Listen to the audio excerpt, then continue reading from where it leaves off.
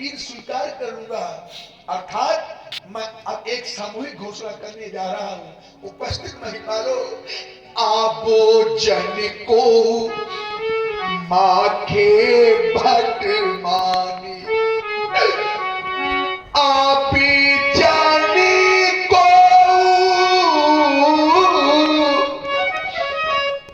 माखे भट मानी, क्योंकि बीरो बीनो मही में जानी। अब एक का शेष बचा है। उपस्थित महिमानो, अब केवल एक का शेष रह गया है। ताजाहू आसो निज निज गृह जाहू। चले जाओ, मेरी मिथिला का परित्याग कर दो। और जब जाओगे तो कोई ना कोई अवश्य पूछेगा, स्वयंवर में गए थे, क्या हुआ महाराज के स्वयंवर का, क्या हुआ महाराज के प्रण का, क्या हुआ महाराज की बेटी का। तो कह देना, अवश्य कह देना कि स्वयंवर का साज सदा का सदा रह गया, प्रण अधूरा रह गया, और बेटी जानकी की मांग सदा सदा के लिए सूनी रह गई। इसलिए चले जाओ।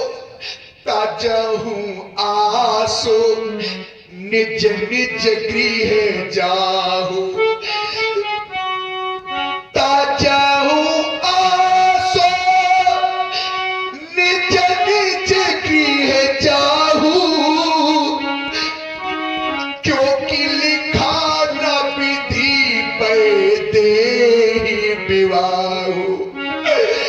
मुझे तो ऐसा लगता है, मुझे तो ऐसा लगता है कि विधाता ने मेरी बेटी के भाग्य में अब तो विवाह ही नहीं लिखा। विधाता, बेटी का विवाह लिखने में भूल हो गई।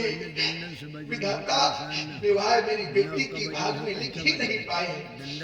बहुत से यहाँ पर बेटी की माताएं उपस्थित हैं, और बहुत से यहाँ पर वो बेटी के पिता उपस्थित है, जिनके घरों में बेटियां हैं, जिन माताओं ने बेटियों को पाल पोस करके बड़ा किया है, क्योंकि बेटी के दुख को केवल बेटी वाले ही समझ सकते हैं।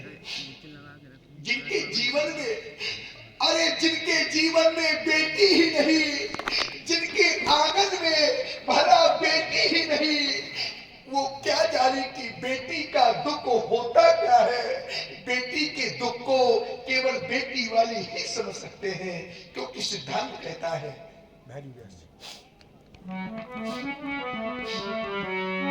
कि वो पारे घारे घाल को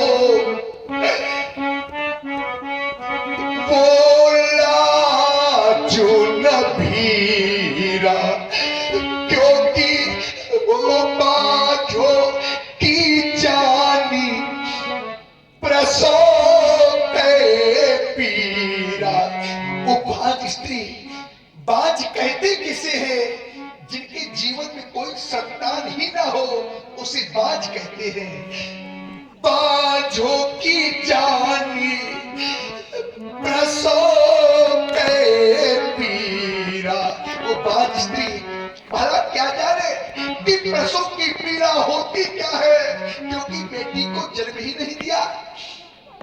इसलिए बेटी के दुख को केवल बेटी वाले ही समझ सकते हैं। अर्थात मैं कहना क्या चाहता हूं, जिसने कन्या जाई नहीं, ध्यान देना सज्जनों, जिसने कन्या जाई नहीं, वो कन्या का दुख क्या जाने। जिन पाओ बीमारी फटी ही नहीं, वो पीरो पराई क्या जाने। या तुम यह कह दो, जिसने की बेटी जिसने जिसने कभी बेटी को विदा ही नहीं किया, वो क्या जाने कि विदाई का दुख होता क्या है। एक दृश्य मैंने देखा विदाई का, प्रातःकाल का समय था।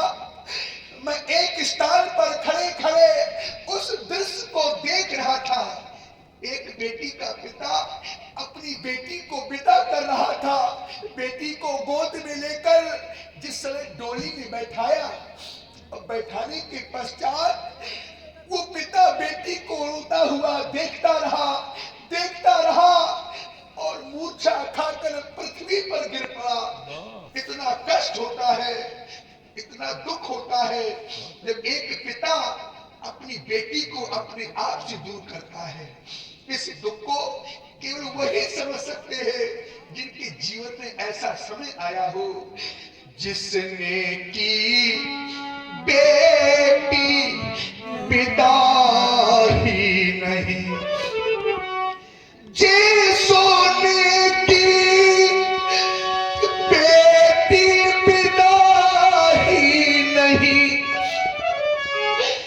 वो दुख पिता का क्या जाने, जिसने कन्या जाई ही नहीं, वो कन्या का दुख क्या जाने।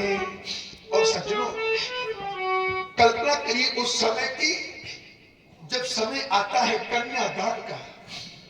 बहुत से ऐसे पिता बैठे होंगे, बहुत सी ऐसी माताएं बैठी होंगी जिन्होंने अपनी बेटी का कन्यादान किया होगा।